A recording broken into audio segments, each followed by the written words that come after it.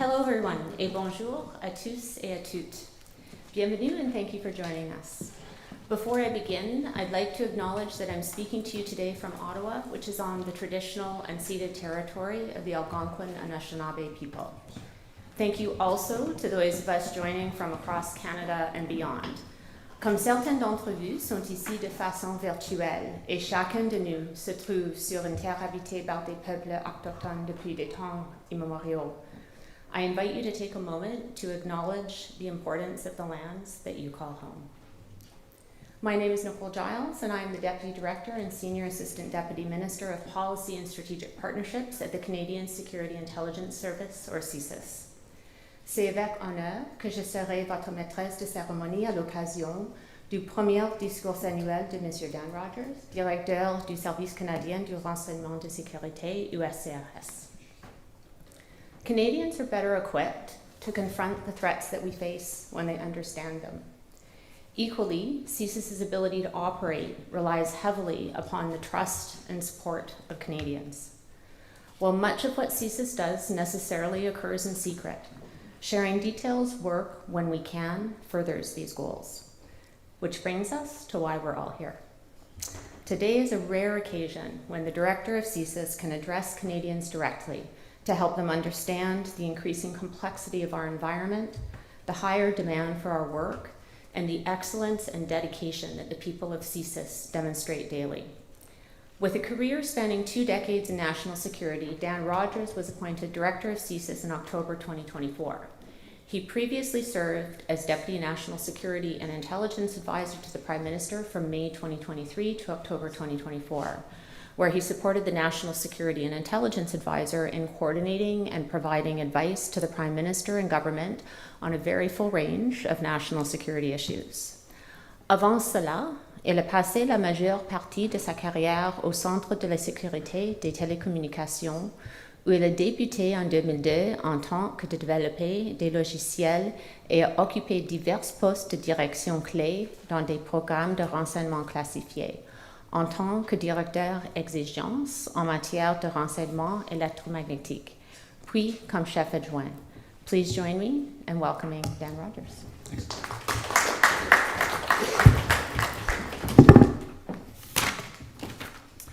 Thank you, Nicole. Distinguished guests, members of the press, and fellow Canadians, thank you for joining me today and allowing me to provide you with an update on the security challenges facing Canada. Invités d'honneur, membres de la presse, concitoyennes et concitoyens canadiens, merci d'être ici aujourd'hui et de me donner l'occasion de parler des défis auxquels fait face le Canada en matière de sécurité. It's my first time addressing Canadians as the Director of CSIS, and I do so at a time when Canada's national security environment is more complex and dynamic than at any point in recent memory. Polarization and radicalization are on the rise, and social cohesion is eroding.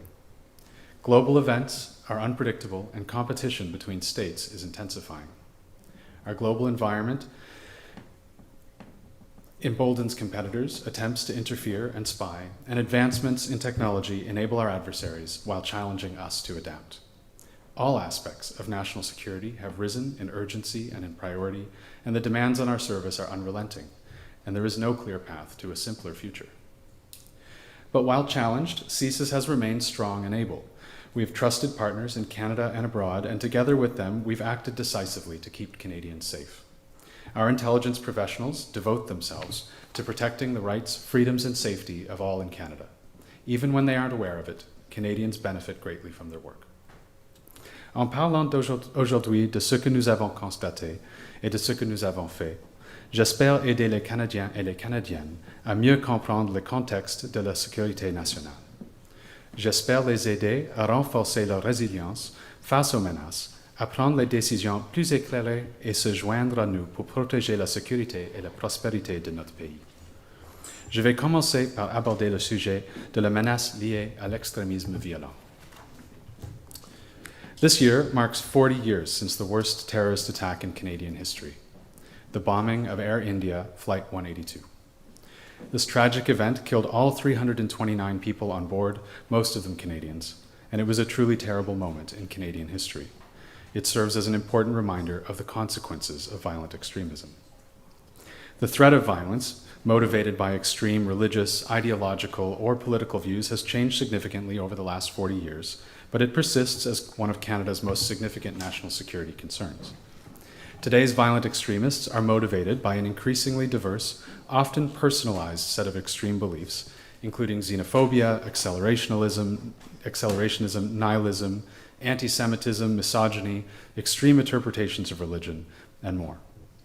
Increasingly, violent extremists with these different ideologies find common causes through their shared targets. They find inspiration and motivation in the events and trends that polarize society or cause them to lose hope for the future. And they easily access and amplify content online that radicalizes them and reinforces their view that violence is justified to achieve their extremist goals. Worryingly, nearly 1 in 10 terrorism investigations at CSIS now includes at least one subject of investigation under the age of 18.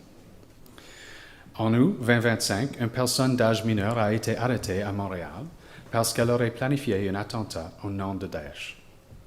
In May 2025, a 15-year-old Edmonton area minor was arrested for terrorism-related offense as RCMP investigators feared they would commit serious violence related to COM764, a transnational violent online network that manipulates children and youth across widely accessible online platforms.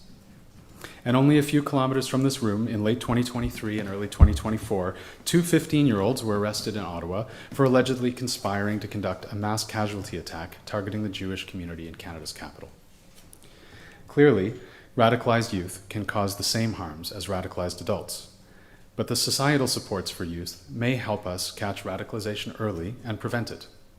This is why CSIS joined the RCMP and our intelligence partners from the United Kingdom, the United States, Australia, and New Zealand in releasing a joint public report in December 2024 highlighting the evolving issue of young people and violent extremism.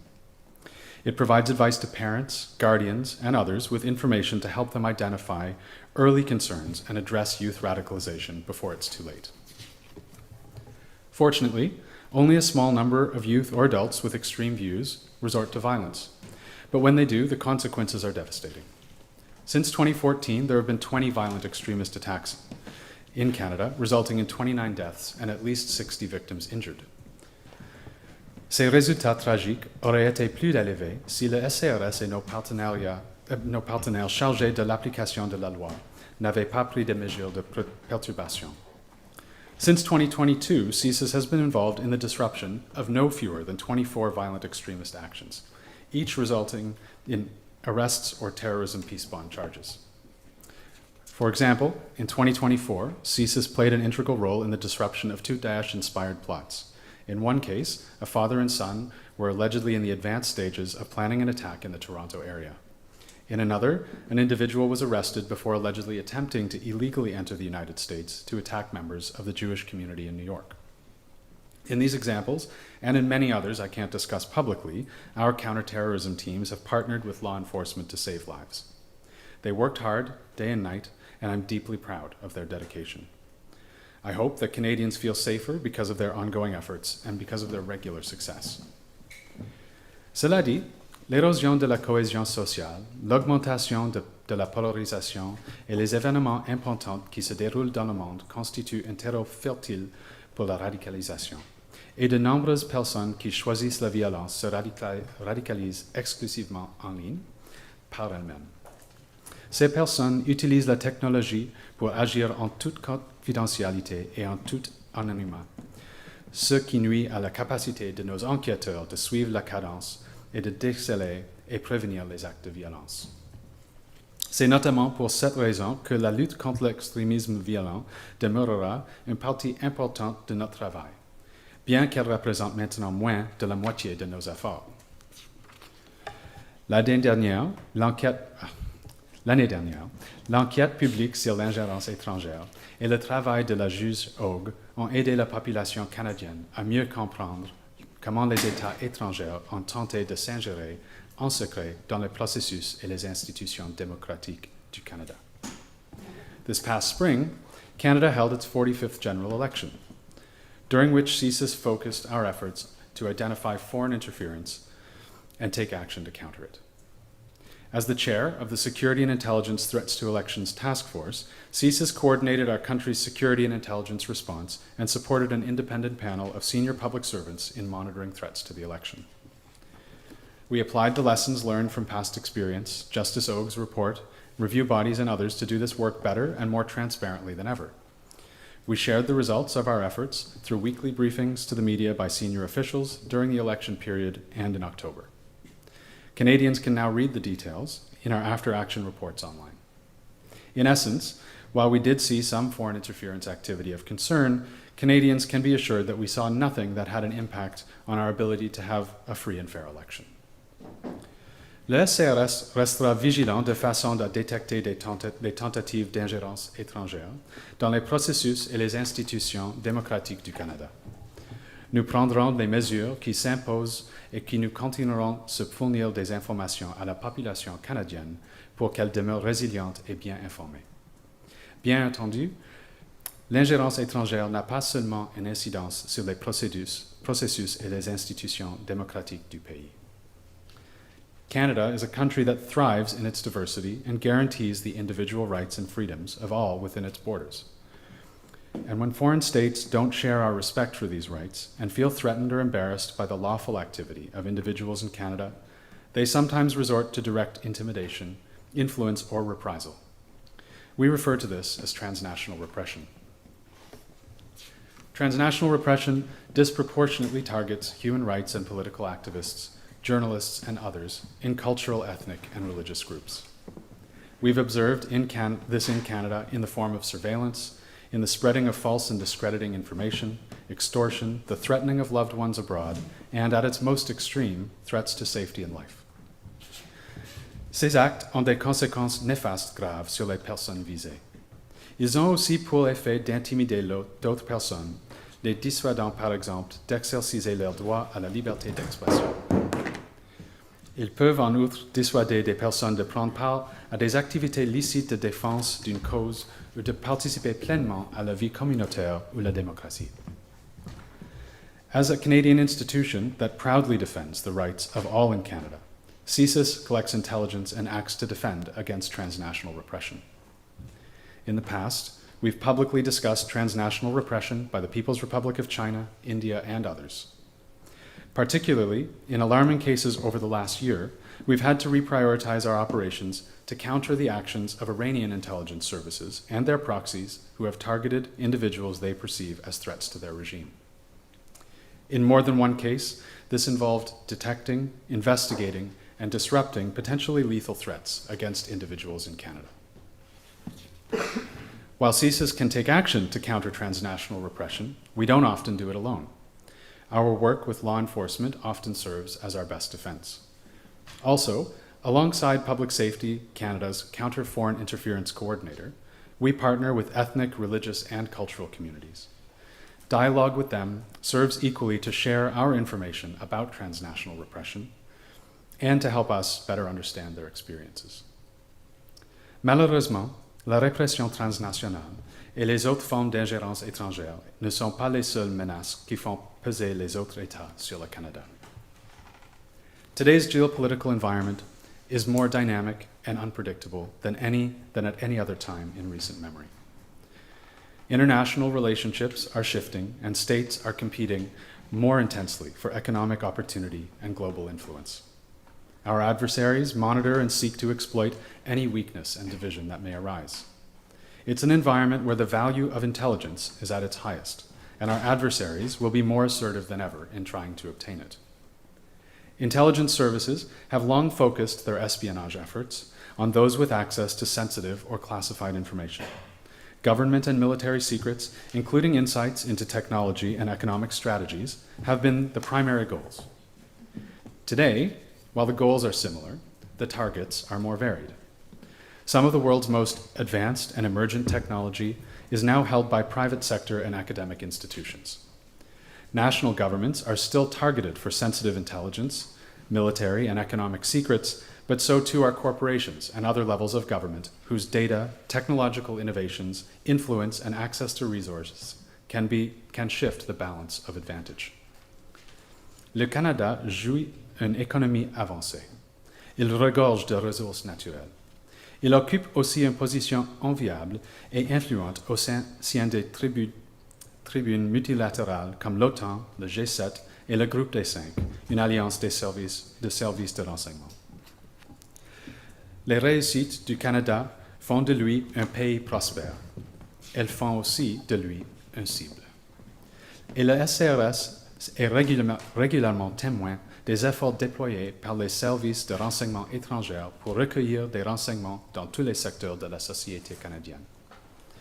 Les informations classifiées et sensibles du gouvernement du Canada continueront d'être la cible des services de renseignement étrangers, notamment les services de renseignement civil et militaire de la Chine. Par l'entremise de médias sociaux et des plateformes de recherche d'emploi en ligne, les espions chinois ont tenté de recruter les personnes canadiennes qui avaient accès aux plans, aux intentions et aux informations du gouvernement, ainsi qu'à de l'expertise militaire. En collaboration avec ses partenaires, le SCRS a trouvé des façons de repérer et de contrer ces tentatives au cours de la dernière année. Nous travaillons aussi régulièrement avec Affaires mondiales Canada, le Centre de la sécurité des télécommunications, et d'autres partenaires pour contrer les menaces d'espionnage provenant de la Russie. Cette collaboration nous permet, par exemple, d'utiliser les renseignements pour repérer des officiers de renseignement russes et empêcher leur venue au Canada. Notre collaboration avec les partenaires canadiens et alliés nous permet aussi d'affaiblir les services de renseignement russes à l'échelle mondiale. Par exemple, en contrant des tentatives de sabotage par l'entremise des entreprises de messagerie commerciale et de l'industrie du transport. Nos efforts en matière de contre-espionnage ne contribuent pas seulement à assurer la sécurité du Canada. Ils ont aussi autres effets positifs.